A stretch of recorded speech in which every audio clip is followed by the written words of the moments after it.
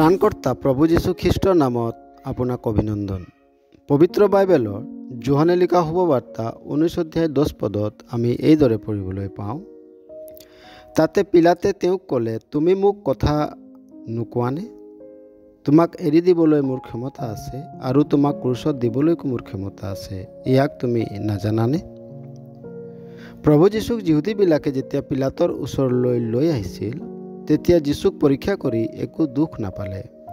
আৰু পিলাতে যেতিয়া প্ৰভু যীশুক এৰি দিবলৈ বিচাৰিছিল, তেতিয়া যিহুদীবিলাকে তেওঁৰ ওপৰত আৰু নানা প্ৰকাৰৰ দুখ জাপি দিছিল। কিন্তু প্ৰভু যীশুৱে পিলাতক একো উত্তৰ দিয়া নাছিল। ইমানতে পিলাতে অসন্তোষ হৈ কৈছিল যে তোমাক এৰি দিবলৈ মোৰ ক্ষমতা আছে আৰু তোমাক ক্ৰুচত দিবলৈকো মোৰ ক্ষমতা আছে।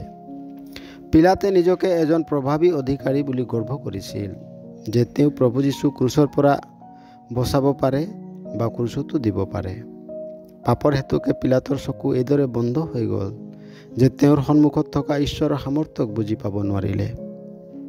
আজিও মানুহে পাপৰ হেতুকে নিজৰ অধিকাৰক লৈ গৰ্ব কৰে, নিজকে ডাঙৰ মানুহ বুলি অভিহিত কৰে। এইকাৰণে মানুহে ঈশ্বৰৰ সন্মুখত ক্ৰোধৰ পাত্ৰ হৈ পৰে।